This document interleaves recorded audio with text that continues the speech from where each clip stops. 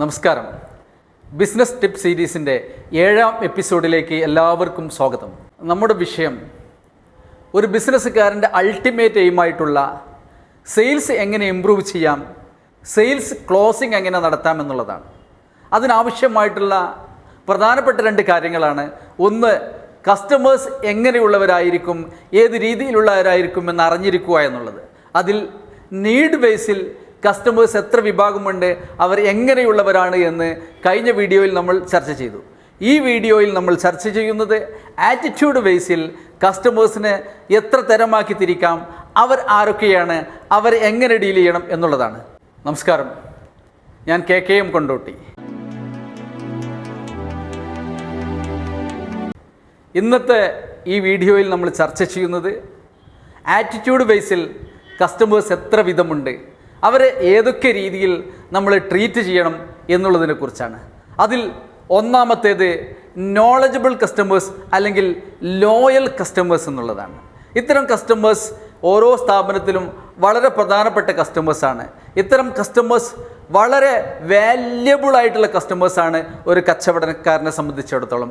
കാരണം അവർക്ക് ആവശ്യമുള്ള പ്രൊഡക്റ്റുകളെക്കുറിച്ച്, അവർക്ക് ആവശ്യമായി വരുന്ന സർവീസുകളെക്കുറിച്ചൊക്കെ നല്ല അറിവുണ്ടായിരിക്കും. അതോടൊപ്പം വളരെ ലോയലായിട്ട് ചിന്തിക്കുന്ന കസ്റ്റമേഴ്സുമായിരിക്കും. അതുകൊണ്ട് തന്നെ അവരെ നമ്മൾ പ്രത്യേകം ആ പ്രൊഡക്റ്റിനെ കുറിച്ചോ സർവീസിനെ കുറിച്ചോ നമ്മൾ പഠിപ്പിച്ചു കൊടുക്കേണ്ട കാര്യമില്ല. പകരം അവർക്ക് ആവശ്യമായുള്ള സപ്പോർട്ടുകൾ, അവർക്ക് ആവശ്യമായുള്ള പരിഗണനകൾ അവരോടൊപ്പം നിന്നുകൊണ്ട് അവർക്ക് ചെയ്തു കൊടുത്താൽ അവർ തീർച്ചയായിട്ടും നിങ്ങളിൽ നിന്ന് സാധനം വാങ്ങിക്കും. മാത്രമല്ല, അത്തരം കസ്റ്റമേഴ്സിനെ നിങ്ങൾ ഇത്ര റെസ്പെക്റ്റോടു കൂടി ട്രീറ്റ് ചെയ്യുമ്പോൾ അവർ നിങ്ങളുടെ സ്ഥിരം കസ്റ്റമേഴ്സായിട്ട് മാറുകയും ആവശ്യങ്ങൾക്കനുസരിച്ച് അവർ നിങ്ങളെ തന്നെ ഡിപ്പെൻഡ് ചെയ്യുകയും ചെയ്യുന്ന ഒരു അവസ്ഥ നിലനിർത്താൻ നിങ്ങൾക്ക് സാധിക്കും. ആ കസ്റ്റമേഴ്സ് ഒരിക്കലും നിങ്ങളെ വിട്ടുപോകാത്ത കസ്റ്റമേഴ്സ് ആയിരിക്കും, തിരിച്ചറിയുക.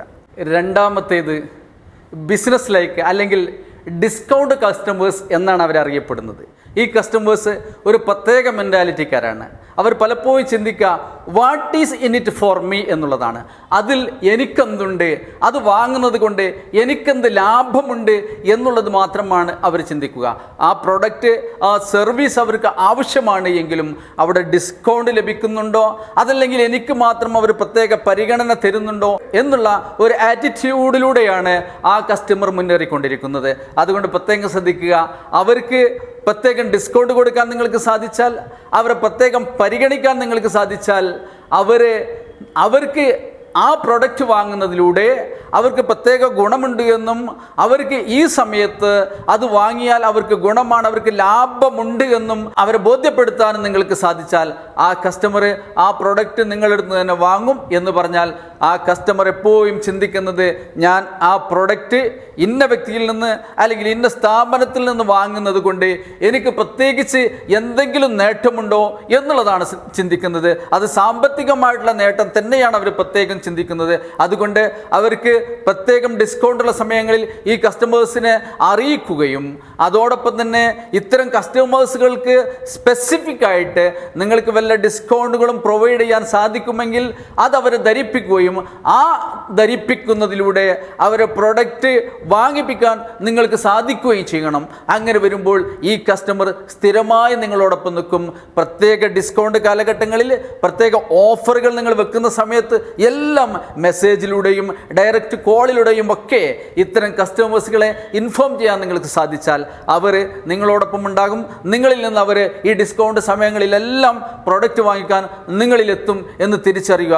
അതിനനുസരിച്ച് ഈ കസ്റ്റമേഴ്സിനെ ട്രീറ്റ് ചെയ്യാൻ നിങ്ങൾക്ക് സാധിക്കണം. മൂന്നാമത്തേത് ഇമ്പൾസീവ് കസ്റ്റമേഴ്സാണ്. ഇത് ഒരു പ്രത്യേകതരം കസ്റ്റമേഴ്സ് ആണ്. അതുകൊണ്ട് തന്നെ ഒരു കസ്റ്റമർക്കുണ്ടായിരിക്കേണ്ട ഏറ്റവും അടിസ്ഥാനമായിട്ടുള്ള 2 ഗുണങ്ങളും ഇവർക്കുണ്ട്. ഒന്ന്, അവർ പർച്ചേസ് ചെയ്യാൻ താല്പര്യമുള്ളവരാണ്. അതോടൊപ്പം പർച്ചേസ് ചെയ്യാൻ ആവശ്യമായിട്ടുള്ള പണവുമുള്ളവരാണ്. പക്ഷേ കൃത്യമായി സ്പെസിഫിക്കായി ഇന്നൊരു സാധനം വാങ്ങിക്കണമെന്ന് കരുതി നിങ്ങളുടെ സ്ഥാപനത്തിലേക്ക് കടന്നു വരുന്ന വ്യക്തിയല്ല. അതുകൊണ്ട് തന്നെ ആ വ്യക്തിയുടെ മുമ്പിൽ ഓരോ സാധനങ്ങളും സ്പെസിഫിക്കായിട്ട് ഡീറ്റെയിൽ ചെയ്ത് കൊടുക്കാനും അതിൻ്റെ ഉപയോഗവും അതിൻ്റെ ഗുണവും അത് നിങ്ങളുടെ അടുത്ത് വാങ്ങിക്കുമ്പോൾ അയാൾക്ക് കിട്ടുന്ന നേട്ടവും നിങ്ങൾക്കോ നിങ്ങളുടെ സെയിൽസ്മാനോ അയാളുടെ മുമ്പിൽ കറക്റ്റായിട്ട് പ്രസൻറ്റ് ചെയ്യാൻ പറ്റിയാൽ അദ്ദേഹം നിങ്ങളുടെ അടുത്ത് സാധനം വാങ്ങിക്കും. അതോടൊപ്പം ഈ കസ്റ്റമേഴ്സിന് നിങ്ങളുടെ സ്ഥാപനത്തിൽ അവർ ശ്രദ്ധിക്കുന്ന മറ്റൊരു ക്വാളിറ്റി എന്താണെന്ന് വെച്ചാൽ പ്രൊഡക്റ്റുകളുടെ ബാഹുല്യം നിങ്ങളുടെ കടയിൽ ഉണ്ടായിരിക്കണം. എന്ന് പറയുമ്പോൾ ഒരു ടെക്സ്റ്റൈൽസിലാണ് ഇത്തരം ഒരു കസ്റ്റമർ വരുന്നത് എങ്കിൽ ആ കസ്റ്റമർ തിരിച്ചറിഞ്ഞുകൊണ്ട് അദ്ദേഹത്തെ ഡീൽ ചെയ്യുന്ന സെയിൽസ്മാൻ അവർക്ക് തുരുതര ഐറ്റംസുകളെ എടുത്തിട്ട് കാണിച്ചു കൊടുത്തുകൊണ്ടിരിക്കണം. അതുപോലെ ഏത് തരം ഷോപ്പിലാണോ ഏത് തരം സ്ഥാപനത്തിലാണോ ഇത്തരം കസ്റ്റമേഴ്സ് പർച്ചേസിന് വേണ്ടി എത്തുന്നത് എങ്കിൽ ആ കസ്റ്റമേഴ്സിന് ഇവിടെ ധാരാളം പ്രൊഡക്റ്റുകൾ ഉണ്ടോ എന്നും വെറൈറ്റി പ്രൊഡക്റ്റുകൾ അവൈലബിൾ ആണ് എന്നും തോന്നിക്കുന്ന രീതിയിൽ വ്യത്യസ്ത പ്രൊഡക്റ്റുകളും അതിൻ്റെ ഗുണങ്ങളും പറഞ്ഞു കൊടുത്തുകൊണ്ട് ആ കസ്റ്റമേഴ്സിനെ കൺവിൻസ് ചെയ്യാൻ നിങ്ങൾക്ക് സാധിക്കണം. കാരണം ഈ കസ്റ്റമർ പ്രത്യേകിച്ച് ഒരു സാധനം അദ്ദേഹത്തിന് നീഡ് ബേസിൽ വാങ്ങാൻ വേണ്ടി വന്നതില്ല, ഒരു പർച്ചേസ് ചിന്താഗതി അദ്ദേഹത്തിൻ്റെ മനസ്സിലുള്ളത് കൊണ്ട്, ആവശ്യത്തിന് പണവും അദ്ദേഹത്തിൻ്റെ അടുത്തുള്ളത് കൊണ്ട് അദ്ദേഹം നിങ്ങളുടെ സ്ഥാപനം സന്ദർശിക്കുകയും ഒരുപക്ഷെ നിങ്ങളുടെ സ്ഥാപനം ഒരു മാളിലായതുകൊണ്ടായിരിക്കാം അദ്ദേഹം നിങ്ങളുടെ സ്ഥാപനത്തിൽ കയറിയിട്ടുണ്ടാകുക. അത്തരം കസ്റ്റമേഴ്സിന് നിങ്ങളുടെ സ്ഥാപനത്തിൽ നിന്ന് പർച്ചേസിന് പ്രാപ്തമാക്കുന്നത് രണ്ട് കാര്യങ്ങളാണ്. ഒന്ന്, ആ കസ്റ്റമറെ ഡീൽ ചെയ്യുന്ന വ്യക്തിയുടെ ക്വാളിറ്റി, അദ്ദേഹം എങ്ങനെയാണ് അദ്ദേഹത്തോട് ഇൻട്രാക്ട് ചെയ്യുന്നത്, അദ്ദേഹം എങ്ങനെയാണ് ഈ പ്രൊഡക്റ്റ് ഈ വസ്തു അദ്ദേഹത്തിന് മുന്നിൽ പ്രസൻറ്റ് ചെയ്യുന്നത്. അതോടൊപ്പം നിങ്ങളുടെ സ്ഥാപനത്തിലുള്ള സാധനങ്ങളുടെ ബാഹുല്യവും വ്യത്യസ്ത വെറൈറ്റി ഐറ്റംസും നിങ്ങളുടെ സ്ഥാപനത്തിലുണ്ട് എങ്കിൽ ഇത്തരം കസ്റ്റമേഴ്സിന് നിങ്ങൾക്ക് നിങ്ങളുടെ കസ്റ്റമറാക്കി മാറ്റാൻ സാധിക്കും. അവർ നിങ്ങളുടെ സ്ഥാപനത്തിൽ നിന്ന് പർച്ചേസ് ചെയ്യും. ഇത്തരം കസ്റ്റമേഴ്സിനെ ട്രീറ്റ് ചെയ്യുമ്പോൾ ശ്രദ്ധിക്കേണ്ടത് പ്രധാനമായിട്ടും രണ്ട് കാര്യങ്ങളാണ്. ഒന്ന്, നിങ്ങളുടെ സ്ഥാപനത്തിലുള്ള സാധനങ്ങൾ 1 by 1 ആയിട്ട് അവർക്ക് കാണിച്ചു കൊടുത്തുകൊണ്ട് വെറൈറ്റി ബോധ്യപ്പെടുത്താൻ നിങ്ങൾക്ക് സാധിക്കണം. രണ്ട്, നിങ്ങളെ ആ കസ്റ്റമറെ നിങ്ങൾ ഡീൽ ചെയ്യുമ്പോൾ നിങ്ങളവിടെ ഉപയോഗിക്കുന്ന മെത്തേഡ്സുകളും അദ്ദേഹവുമായി സംസാരിക്കുമ്പോൾ നിങ്ങൾ കൊടുക്കുന്ന റെസ്പെക്റ്റും എല്ലാം എന്ന് പറഞ്ഞാൽ ഒരു സെയിൽസ്മാൻ അവിടെ ആ കസ്റ്റമറെ ഡീൽ ചെയ്യുമ്പോൾ അത് വളരെ റെസ്പെക്റ്റ് ആയിക്കൊണ്ട് അദ്ദേഹത്തെ വളരെ കൺവിൻസ് ചെയ്യാൻ കഴിവുള്ള രീതിയിൽ നിങ്ങൾ ഡീൽ ചെയ്യുകയാണ് എങ്കിൽ ആ കസ്റ്റമർ നിങ്ങളുടെ അടുത്ത് സാധനം വാങ്ങിക്കും. അത്തരം കസ്റ്റമേഴ്സുകളെ ഡീൽ ചെയ്യുമ്പോൾ ഇത്തരം കാര്യങ്ങൾ പ്രത്യേകം ശ്രദ്ധിക്കുക. നാലാമത്തേത് വാണ്ടറിങ് കസ്റ്റമേഴ്സാണ്. ഇത്തരം കസ്റ്റമേഴ്സിൻ്റെ ഒരു പ്രത്യേകത എന്ന് പറയുന്നത് അവർ പ്രത്യേകിച്ച് നേരത്തെ സൂചിപ്പിച്ചതുപോലെ ഒരു പ്രൊഡക്റ്റ് വാങ്ങിക്കാൻ വേണ്ടി വരുന്നവരല്ല. പകരം അത്തരം കസ്റ്റമേഴ്സ് ഒരു സ്ഥാപനത്തിൽ വരുമ്പോൾ അതിനെക്കുറിച്ച് മനസ്സിലാക്കാനും അതിനെക്കുറിച്ച് അറിഞ്ഞിരിക്കാനും ഭാവിയിൽ വാങ്ങണമെങ്കിൽ ഏത് ചൂസ് ചെയ്യണം എന്നൊക്കെ ആലോചിക്കുന്നതിന് വേണ്ടിയിട്ടാണ് ഇത്തരം കസ്റ്റമേഴ്സ് സ്ഥാപനങ്ങളിലേക്ക് കടന്നു വരുന്നത്. ഉദാഹരണമായിട്ട് പറയുകയാണെങ്കിൽ ഒരു ഇലക്ട്രിക് കാർ വിൽപ്പന നടത്തുന്ന ഒരു ഷോറൂമാണ് എങ്കിൽ ആ ഷോറൂമിലേക്ക് പല രീതിയിലുള്ള കസ്റ്റമേഴ്സ് കടന്നു വരാം. ഒന്ന്, അവിടെ നീഡ് ബേസിൽ ഒരു ഇലക്ട്രിക് കാർ വാങ്ങുന്നതിന് വേണ്ടി കടന്നു വരുന്ന ഒരാളുണ്ടാകും. പക്ഷേ ഇത്തരം കസ്റ്റമേഴ്സ് എന്ന് പറയുന്നത്, വാണ്ടറിങ് കസ്റ്റമേഴ്സ് എന്ന് പറയുന്നത് അവർ എയിം തന്നെ വാങ്ങുക എന്നുള്ളതല്ല, പകരം ആ പ്രൊഡക്റ്റിനെ കുറിച്ച് അറിഞ്ഞിരിക്കാനും ആ ടെക്നോളജിയെക്കുറിച്ച് മനസ്സിലാക്കാനും അത് ലാഭകരമാകുമോ എന്ന് വിലയിരുത്താനും ആ രീതിയിലുള്ള ആവശ്യങ്ങൾക്ക് വേണ്ടിയിട്ടാണ് ഈ കസ്റ്റമേഴ്സ് വരുന്നത്. അപ്പോൾ ഈ ഇലക്ട്രിക് കാർ ഷോപ്പിൽ വരുന്ന ഇത്തരം ഒരു കസ്റ്റമറാണ് എങ്കിൽ ആ കസ്റ്റമറെ തിരിച്ചറിഞ്ഞുകൊണ്ട് അതിൻ്റെ ഗുണഗണങ്ങളെല്ലാം ഈ വ്യക്തിക്ക് വ്യക്തമായിട്ട് പറഞ്ഞ് മനസ്സിലാക്കി കൊടുക്കുകയും അതിലുപരി ആ കാർ തന്നെ മറ്റ് പല സ്ഥാപനങ്ങളും കിട്ടുമല്ലോ, പക്ഷേ അത് നിങ്ങളെടുത്ത് വാങ്ങുമ്പോൾ അദ്ദേഹത്തിനുണ്ടാകുന്ന അഡ്വാൻറ്റേജസ് എന്തൊക്കെയെന്ന് അദ്ദേഹത്തെ കൃത്യമായിട്ട് ബോധ്യപ്പെടുത്താനും നിങ്ങൾക്ക് സാധിച്ചാൽ ഇപ്പോഴല്ലെങ്കിലും ഭാവിയിൽ അദ്ദേഹം നിങ്ങളുടെ കസ്റ്റമറായിട്ട് മാറും. അദ്ദേഹത്തെ ഫോളോ അപ്പ് ചെയ്യാനും നിങ്ങൾ മറക്കാതിരിക്കുക. നമ്മൾ തൊട്ടു മുമ്പ് പറഞ്ഞ ഇമ്പൾസീവ് കസ്റ്റമേഴ്സിനെയും വാണ്ടറിങ് കസ്റ്റമേഴ്സിനെയും അവരുടെ ആറ്റിറ്റ്യൂഡ് വൈസ് വീണ്ടും 3 ആയിട്ട് നമുക്ക് തരംതിരിക്കാവുന്നതാണ്. അതിൽ ഒന്ന് ഈഗോയിസ്റ്റിക് കസ്റ്റമേഴ്സാണ്. എന്ന് പറയുമ്പോൾ നമ്മുടെ സ്ഥാപനത്തിലേക്ക് കടന്നു വരുന്ന ഇത്തരം ചില കസ്റ്റമേഴ്സ് നമ്മൾ എന്തെങ്കിലും കാര്യങ്ങൾ അവരെ പറഞ്ഞ് പഠിപ്പിക്കാൻ ശ്രമിക്കുമ്പോൾ I know everything, then who is he to teach me എന്നുള്ളൊരു മെൻറ്റാലിറ്റി അവർക്കുണ്ടാകും. എനിക്കിതൊക്കെ അറിയാം, പിന്നെ എന്തിനാണ് ഇവൻ എന്നെ പഠിപ്പിക്കുന്നത് എന്ന് തോന്നുന്ന അത്തരം ചില കസ്റ്റമേഴ്സിനെയാണ് നമ്മൾ ഈഗോയിസ്റ്റിക് കസ്റ്റമേഴ്സ് എന്ന് പറയുക. പ്രത്യേകം ശ്രദ്ധിക്കുക, അത്തരം കസ്റ്റമേഴ്സിൽ തന്നെ 1-2 ടോക്കിലൂടെ നമുക്ക് തിരിച്ചറിയാൻ സാധിക്കും. അപ്പോൾ നിങ്ങൾ ചെയ്യേണ്ടത് കൂടുതൽ അവരെ ഇറിറ്റേറ്റ് ചെയ്യുന്ന രീതിയിൽ കാര്യങ്ങൾ പറഞ്ഞു കൊടുക്കാതെ അവരോടൊപ്പം നിന്നുകൊണ്ട് അവർ ചോദിക്കുന്നതിന് സപ്പോർട്ട് ചെയ്ത് കൊടുത്തുകൊണ്ട് മാത്രം അവരെ കൺവേർട്ട് ചെയ്യാൻ നിങ്ങൾക്ക് സാധിക്കണം. അതാണ് വേണ്ടത്. രണ്ടാമത്തേത് ടിമിഡ് കസ്റ്റമേഴ്സാണ്. ഈ 2 വിഭാഗത്തിൽ വരുന്ന ഇമ്പൾസീവ് കസ്റ്റമേഴ്സിലും വാണ്ടറിങ് കസ്റ്റമേഴ്സിലും വരുന്ന രണ്ടാമത്തെ വിഭാഗമാണ് ടിമിഡ് കസ്റ്റമേഴ്സ്. ടിമിഡ് കസ്റ്റമേഴ്സ് എന്ന് പറഞ്ഞാൽ അതൊരു പ്രത്യേക വിഭാഗമാണ്. വളരെ ചുരുക്കം ആളുകൾ മാത്രമേ അത്ര ഉണ്ടാവുകയുള്ളൂ. എന്ന് പറയുമ്പോൾ ഒരു ഭയമുള്ളവർ, ഞാനിതിൽ പെട്ടുപോകുമോ, എന്നെ ഇവർ പറ്റിക്കുമോ എന്നൊക്കെ ചിന്തിക്കുന്ന ചില ആളുകളാണ്. അത്തരം ആളുകളെ നിങ്ങൾ ട്രീറ്റ് ചെയ്യേണ്ടത് ആദ്യം തന്നെ അവരുമായിട്ടൊരു റാപ്പോ ബിൽഡ് ചെയ്യാൻ നിങ്ങൾക്ക് സാധിക്കണം.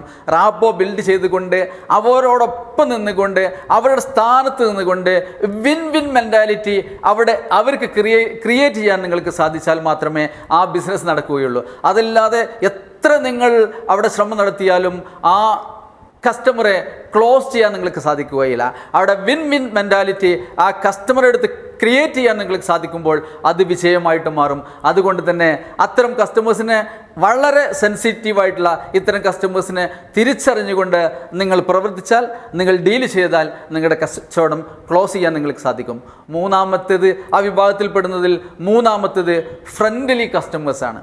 ശ്രദ്ധിക്കുക, ഈ വിഭാഗത്തെ ഡീൽ ചെയ്യാൻ വളരെ എളുപ്പമാണ്. അവർ വളരെ ഫ്രണ്ട്ലി ആയിരിക്കും. നിങ്ങളുമായി ഒരു റാപ്പോ പെട്ടെന്ന് ബിൽഡ് ചെയ്യും. നിങ്ങളോട് കാര്യങ്ങൾ കൃത്യമായിട്ട് ചോദിച്ച് മനസ്സിലാക്കും. അതിനനുസരിച്ച് അവർ പ്രതികരിക്കും.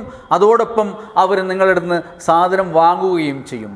പക്ഷേ ഇത്തരം കസ്റ്റമേഴ്സിനെ ട്രീറ്റ് ചെയ്യുമ്പോൾ നിങ്ങൾ പ്രത്യേകം ശ്രദ്ധിക്കേണ്ട ഒരു കാര്യം എന്താണെന്ന് വെച്ചാൽ, ഒരിക്കലും നിങ്ങൾ അദ്ദേഹം വാങ്ങുന്ന സാധനത്തെക്കുറിച്ച്, അതല്ലെങ്കിൽ അദ്ദേഹം വാങ്ങുന്ന സർവീസിനെ കുറിച്ച്, അതിൻ്റെ ഭാവിയിലെ കാര്യങ്ങളെക്കുറിച്ച് ഒരു പ്രഡിക്ഷൻ നിങ്ങൾ നടത്താതിരിക്കുന്നത് എപ്പോഴും നന്നായിരിക്കും. കാരണം പല പ്രൊഡക്റ്റുകളും ഇലക്ട്രോണിക് പ്രോഡക്റ്റുകളാണ്.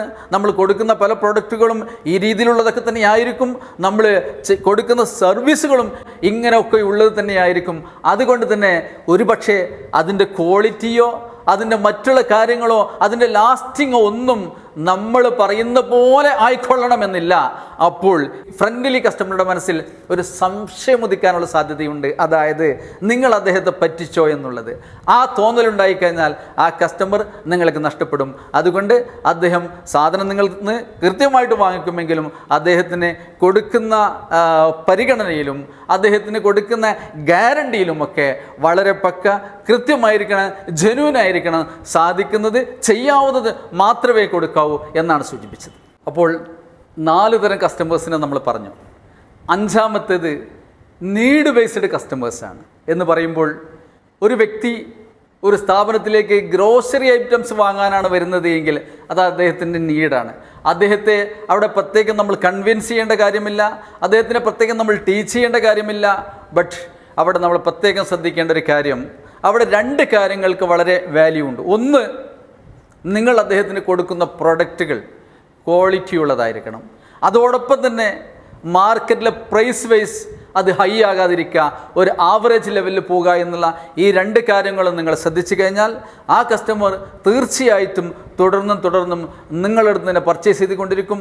നീഡ് വൈസ് കസ്റ്റമേഴ്സിന് ഒരിക്കലും മറ്റുള്ള സ്ഥലത്തേക്ക് തിരിഞ്ഞു പോകേണ്ട കാര്യമില്ല. നിങ്ങൾ അവരാഗ്രഹിക്കുന്ന കാര്യങ്ങൾ വളരെ ജെന്യൂനായി നല്ല പ്രൊഡക്റ്റുകൾ, നല്ല ക്വാളിറ്റി, പ്രൈസ് വൈസ് താരതമ്യേന കുറഞ്ഞ രീതിയിൽ നിങ്ങൾക്ക് കൊടുക്കാൻ സാധിച്ചാൽ അവർ എന്നും നിങ്ങളെ കസ്റ്റമറായിട്ട് മാറും. ഈ പറഞ്ഞ 5 കാര്യങ്ങളും തിരിച്ചറിഞ്ഞുകൊണ്ട് നിങ്ങളുടെ കസ്റ്റമറുമായി ഡീൽ ചെയ്യാൻ നിങ്ങൾക്ക് സാധിക്കട്ടെ എന്ന് ആശംസിക്കുന്നു. നിങ്ങളുടെ ബിസിനസ്സിൽ നിങ്ങളുടെ അൾട്ടിമേറ്റ് എയിമായിട്ടുള്ള സെയിൽസ് വർദ്ധിച്ച് നിങ്ങളുടെ കച്ചവടം മെച്ചപ്പെടട്ടെ എന്ന് ആശംസിക്കുന്നു. നിങ്ങൾക്ക് ഈ വീഡിയോ ഇഷ്ടപ്പെട്ടുവെങ്കിൽ, നിങ്ങൾക്ക് ഉപകാരപ്പെടുമെങ്കിൽ ഇതൊന്ന് സബ്സ്ക്രൈബ് ചെയ്യുക, ലൈക്ക് ചെയ്യുക, ഷെയർ ചെയ്യുക. Thank you very much.